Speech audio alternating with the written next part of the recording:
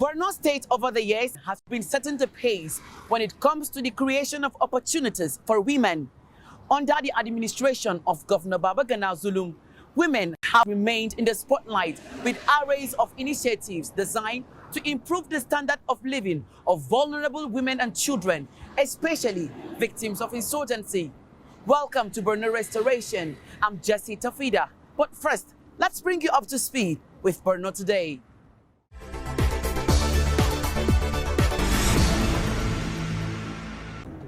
It's a protracted conflict, resulting in widespread of displacement and food insecurity. This is Bama, about 72 kilometers away from Maiduguri, capital of Borno State. Thousands of IDPs are taking refuge here. Women and children are the most vulnerable.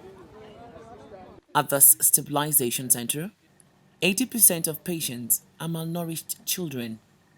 Malnutrition is actually very severe in Burma because seeing the IPC classification, it is in grade 3 to 2, and at times it fluctuates because depending on the number of influx of individual we receive from the surrendered AOGs or following the operation by Nigerian force in the deep field. The number of cases before in a month, we can admit something around 50 to 70 cases. Even during peak, the maximum we admit is 90. But in last year, the influx of people had led to stretching of the stabilization center and also the health facilities in the community. The United Nations Office for the Coordination of Humanitarian Affairs say it is working hard to bring succor to survivors of the 13-year conflict. There are overwhelming needs. There are more than 8 million people who need some form of humanitarian assistance. And the crisis in Nigeria remains amongst the 10 largest crises in the world.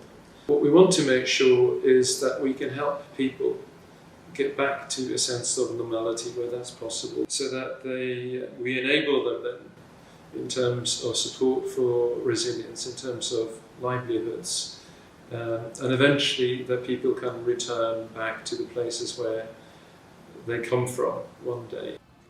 With effective emergency response by humanitarian agencies, victims of insurgency will have a cause to smile and start up life again.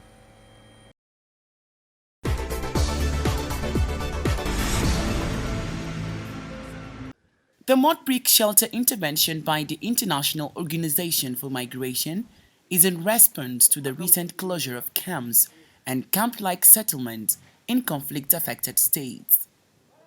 I took a visit to Goza and Yola town to have a glimpse of the intervention made by IOM. On arrival, I met returnees of the 13-year conflict resettling in their new places of abode. Basic amenities were also provided. The returnees say this is a dream come true. When Boko Haram invaded our village in Goza 9 years ago, we relocated in search for safety. We then came to Malkoi and have been living in camp. But today, our cry is over with this shelter provided to us by IOM.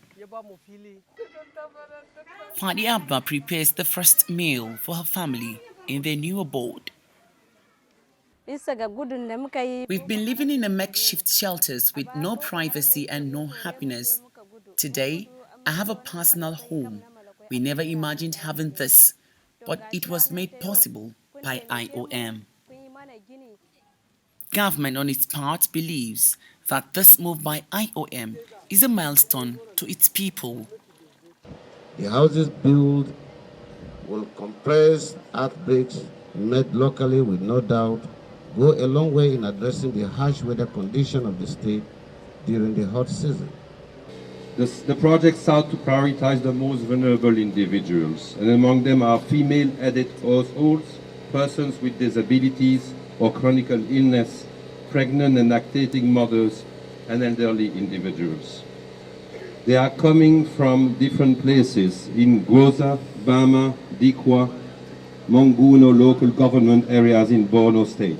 They had fled to safety in Adamawa state, and they settled here.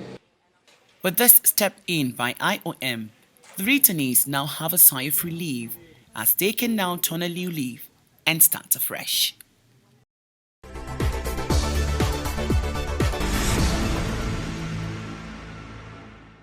Addressing the plight of vulnerable women and the girl child in Borno State has been central to the development agenda of Professor Babagana Zulum. In the last 2 years, women have been provided with enormous support, especially in areas of education, job creation, economic empowerment, and resettlement. Let's take this report.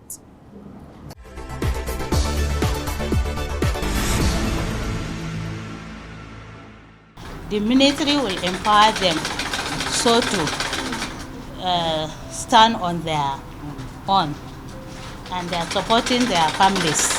They will come around 9 and they will close by 3 o'clock. Yes, from Monday to Friday. Yes, there are a lot of women. There are about 300 or 200. We have it, but they will come. We divided them into class. You know, we have first batch, second batch, third batch, like that. In the first batch, we have about 20 to 30 women. We train them for 3 months. Then after that, we'll call another batch to train. These skills, it can help them to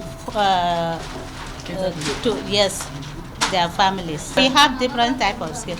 We have another class for throw pillow and bed sheets. Even now we are planning for our another skill for saloon class. We have a saloon class too. Yes. And also we have a catering class. Yes, for cooking food, snacks. Yes. Zulum, with numerous projects designed to uplift their standards of living, especially women and children, as well as victims of insurgency.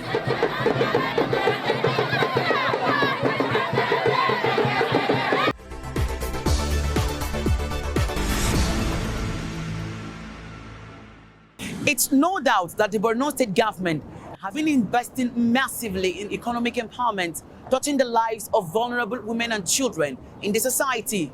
Join me as I engage the Commissioner for Women Affairs and Social Development, Zoe Regambo, on some of the activities of the ministry.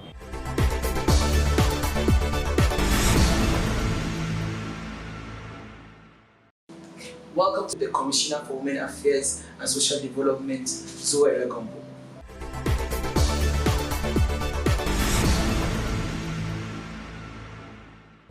And that's our package on this edition of Borno Restoration. Thanks for being part of it. I'm Jessie Tafida. See you next time. Bye for now.